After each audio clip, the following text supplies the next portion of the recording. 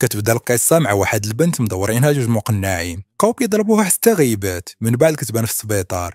نمشيو للجيش الهندي. هذا روي كان قتل شي رجال ودابا عطاو عقوبه، خاصو يتمشى 25 كيلومتر وهو هاز الاسلحه. سالوا العقوبه ديالو ورجع للقاعده. قلب التليفون تمقى ميساج من عند البنت اللي ضربوها دوك المقنعين، غيكون هادي 4 سنين باش مشى للعسكر، ومن ديك الوقيته هادي اول مره تهضر معاه. طلب من الشاف ديالو يعطيه شي عطله، في الاول ما بغاش ولكن بقى روي كيلح عليه، تما عطاه 7 ايام. جمع حوايجو وشد الكار. ملي وصلت لقى بديك البنت اللي ضربوها سميتها نيها، وكانت خطيبته قبل ما يمشي للعسكر، ولكن ملي مشات تزوجات ودزت عندها بنت. والنهار اللي ضربوها دوك الجوج خطفوا ليها البنت. عيات ما تسول الناس حتى حد ما شاف بنتها، وملي مشات عند البوليس ما نفعوها بوالو. وكثر من هذا الشيء طلبوا منها تسني ليهم باش يسدوا القضيه. سولها روي على باين البنت، قالت لي من نهار تخطفات وهو مدمر وساد عليه. كرا روي واحد الطوموبيل هزاهم ومشاو عند البوليس. ملي وصلوا جبد لها الشاف ديالهم واحد الدوسي وقال لها كنت مستنيك تجي تسني ليا باش نسدوا القضيه. بدا البوليسي كيضغط عليها باش تسني، وكيبان بلي هاد القضيه موراها شي حاجه كبيره. طلب منه روي يبعد ولكن ما بغاش وبدا كيهددها. تما ناض لي يضربوا بواحد الكروشي حتى دروسو تزلعوا. العساكريه اللي كيتفرجوا فينا عندكم تجربوا هادشي في شي مقاطعه ولا كوميساريه. ملي ضرب البوليسي ناضوا ليه باش يشدوه، ولكن خلطهم حتى هما وكمل على الشاف ديالهم. كان غيقتلو. بدات البنت كتطلبو، ديك الساعه وقف. دخلوه للكاشو وبقات العصا كتكلم ليه في ضلوعو. في هاد اللحظه جا الشاف الكبير ديالهم وطلب منهم يجيبوه ليه، وغيطلع بلي الشاف ديالو هو اللي اتصل باش يطلقوه. عطاه التليفون وبدا كيدوي معاه. قال لي هادشي علاش طلبتي اجازه غا باش ترونها، غدا في الصباح يكون عندي تفسير هادشي اللي وقع.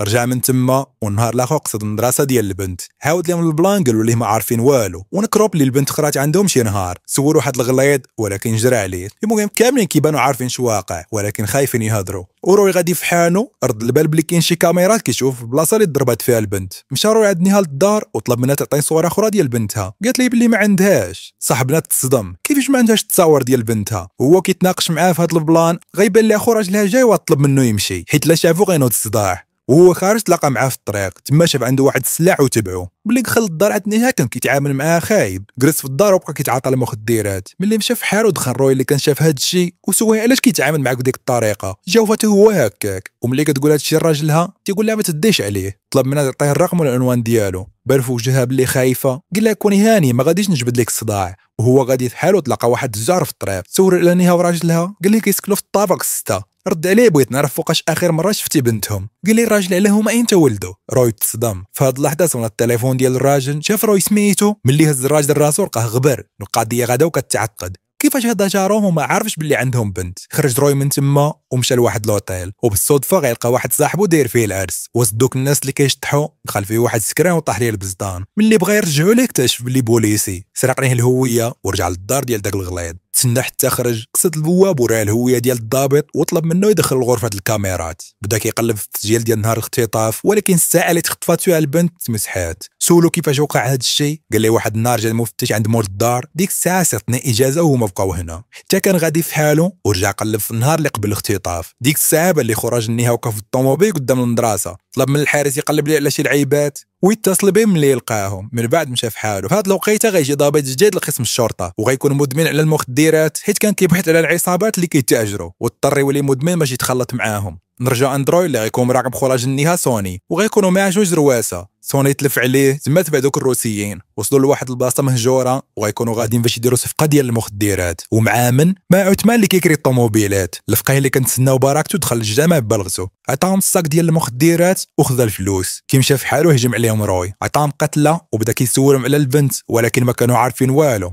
رجع لعثمان وبلاش كنتي كدير مع رواسه. قال لي كانوا تالفين ووريتهم الطريق. الله اكبر، وريتيهم الطريق عطاوك هاد الفلوس كامله. عثمان حصل وخرج من رونتو. قال لي اسمع انا دخلت في البزنيس صح عليا وانت خليك بعيد على هاد الشيء. رد عليه روي بلي مشى الحال حيت هرس الاول جوج ضلوعهم. سولو عثمان علاش كيدير هاد الشيء. قال لي بلي خاطرته القديمه تسرقت ليها بنتها وخاصو يعاونها باش تلقاها.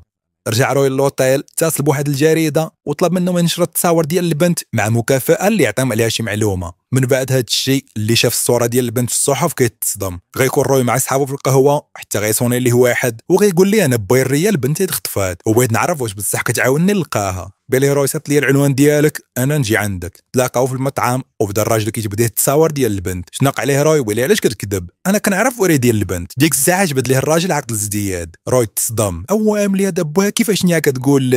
المهم روي ضاغط به صون لي راجل نيا وطلب منه يمشي عنده للبيرو. مشى عنده روي وكان منتحف الصفه ديال داك الضابط اللي سرق الهويه ديالو في العرس. قال ليه راجل ملي جيت من دبي وشفتك داير الاعلان صدمت. قال لي روي علاش غتصدم؟ في الاصل انت اللي كان خاصك دير هذا الشيء. قال لي راجل حنا ما عندنا حتى بنت. داك النهار ملي تعرضوا ليها وضربوها في راسها كانت كتقرا شي جريده تتهضر على واحد البنت تختفات، غيبات 10 ايام، وملي فاقت حسب على داك الشيء اللي قرات في الجريده عليها والبنت اللي مخطوفه بنتها. خرجت في الزنقه وبدات كتسول الناس، وكثر من هذا الشيء مشات رفعت الدعوه عند البوليس، وبطبيعه الحال اول حاجه داروا هي شكوا فيا، ولكن من بعد تاكدوا باللي عمرها كانت عندنا شي بنت. روي دور هذا الشيء في راسو وربط الاحداث مع بعضياتها. تما قبل الهضره ديال شي كراج النهايه في المحل ديالها. ديك الساعه طلب منه السماحه وخرج بحاله. كيحط رجلو برا اتصل به داك البواب وقال ليه بلي لقى الكاميرا ديال الفيديو. مشى عنده عطاه فلوس ودخل يشوف. تما تاكدت ليه الهضره ديال شيكار حيت ما كاين حتى بنت في التسجيل. هز طوموبيلتو وكسيراتو الواحد حتى لدارنيها. تما كبسها معاها وقال لها كاع داك الشيء اللي عرف، ولكن هي بدات كتبكي عليه وقالت ليه بلي خطوا لهذا الشيء كامل. سولها على السميه ديال امها، قالت ليه ريا. قال لها ريا الوحيده اللي مشات لك هي امك، ومن بعد الضربه حسب لك بلي كانت عندك بنت سميتها ريا. نها ما عجباتهاش الهضره ديالو وطلبات منه يمشي. هبط للارض باش ياخذ السوارت. تما شاف التدريجات ديال الطول اللي كيعبروا بهم الدراري الصغار. هنا بدا كيشك بلي نها كتقول الحقيقه. يلاه ضربات يغوت لها ويسولها، فكان معلقه في البالكون وباغيه تنتحر. مشى يوقفها ولكن نقزات قبل ما يوصل ليها. هبط كيجري. تما شافها ميته في الارض. ركب في طوموبيلتو وبقى غادي كيبكي وكيلوم راسو حيت هو الوحيد اللي كان تايقه فيه. كذبها وقال لها هذيك الهضره. مشى داك المحقق للدار تجوب راجلها. من بعد خرج في الطريق شاف واحد الكاميرا. قال لهم يجيبوا ليه التسجيل ديالها. قلبوه. تما شافوا روي. البوليسي اللي معاه تصدم. سولوا داك البوليسي المفروح مالو اللي فايت مارس ليه جوج سنات نعمس. قال ليه تبعني ننتقم ليك. غيكون روي ناعس في البانيو حتى غيسمع الصونيت. ناض فتح الباب وكان عثمان. قال ليه ما عندي خاطر الهضره. بغى يسد الباب وقفوا عثمان وقال ليه ضروري. ملي دخلوا بدا عثمان كيبكي وكيقول له كون داك النهار ملي وريتينا الصوره ديال بنتك ديك الحقيقه ما كانتش نيها تموت. في هاد اللحظه شنق علينا روي وسولو فين كيعرف نيها. قال لي انا ما كنعرفش نيها مباشره، ولكن كاع داك الشيء اللي قالت راه بصح. واحد النهار كانت عنده عمليه مع ساني وشاف واحد جوج من الدريم داخلين البنت اللي في الصوره، وحيت خافهم يقتلوه ما قدر يقول والو.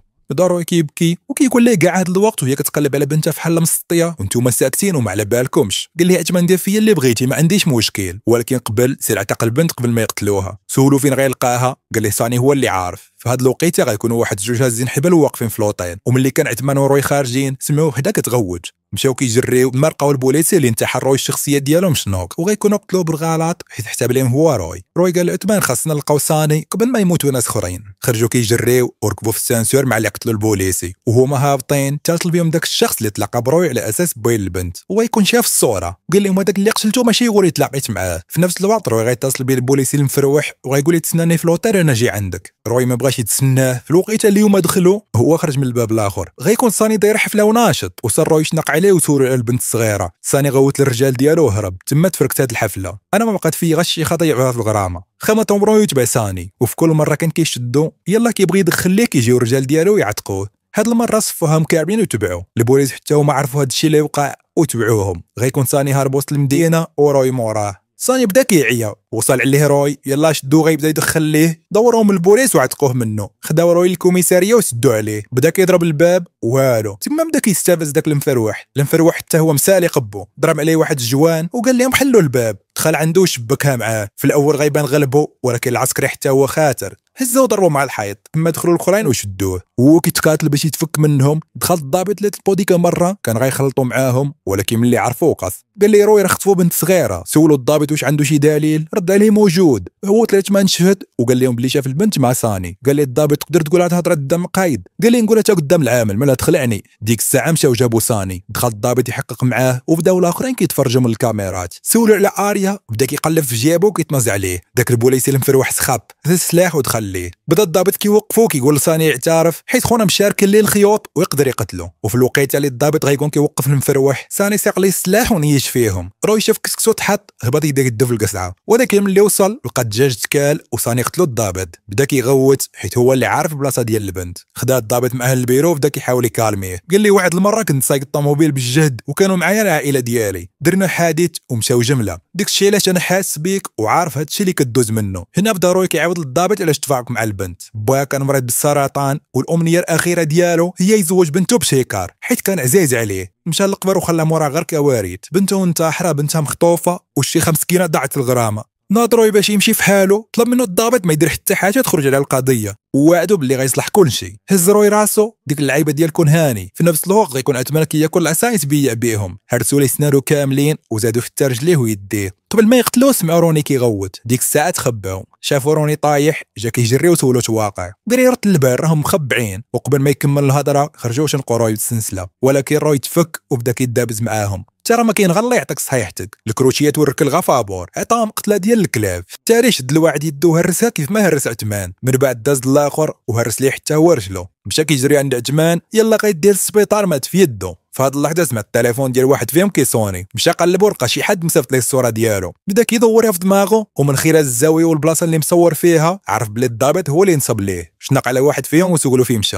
قال ليه بلي عايش واحد الغابه حدا الحدود وكامله دايره بالحراس. داك المفروه غيكون شاف شي حاجه في الفيديو، جمع البوليس وخرج. في نفس الوقت راه يدبر على موطور وشد الطريق، لقاو قدامه داك البوليسي اللي زل عليه دراتو في الاول، عاود زلعهم عليه مره اخرى وطاح هو وياه من واحد الجبل، وبطبيعه الحال هو مات والبطل ما وقع ليه والو. هجموا عليه الحراس ديالو سلخهم كاملين، بانوا ليه جوج حراس في باطو، غطس ليهم تحت الماء، من بعد خرج وصفاهم. وفي نفس الوقت لقى المفروح الشاف ديال روي، سولهم واش كاين شي اخبار عليه، رد عليه هاد الساعه والو، ولكن الا شديناه الخبار في راسك. قال لهم الشاف ديال روي انا ما جيتش باش نعتقوا منكم، حيت عارف بلي نتوما اللي خاصكم تعتقوا منه، هو مولف كيهجم على قشدات ديال الاعداء بوحده، وفي كل مره كان كيصفيهم ويرجع. غتكونوا ضغطوا شويه كيفاش الجيش مع البوليس. انا نشرح لكم، ديك البلاصه اللي مخبأ فيها الضابط اللي قيدو جات في الحدود، وهاد الغابه كان روي كيدرب فيها ملي التحق بالعسكر. قصد البلاصه اللي كيخبعوا فيها السلاح، هز داك الشيء اللي قدر عليه واللي بقى حرقو، هجم عليهم في المقر وما كاين غير تيري، تسارى بقرطاس داز القنبول، كتسمع الحافظ الله بوم،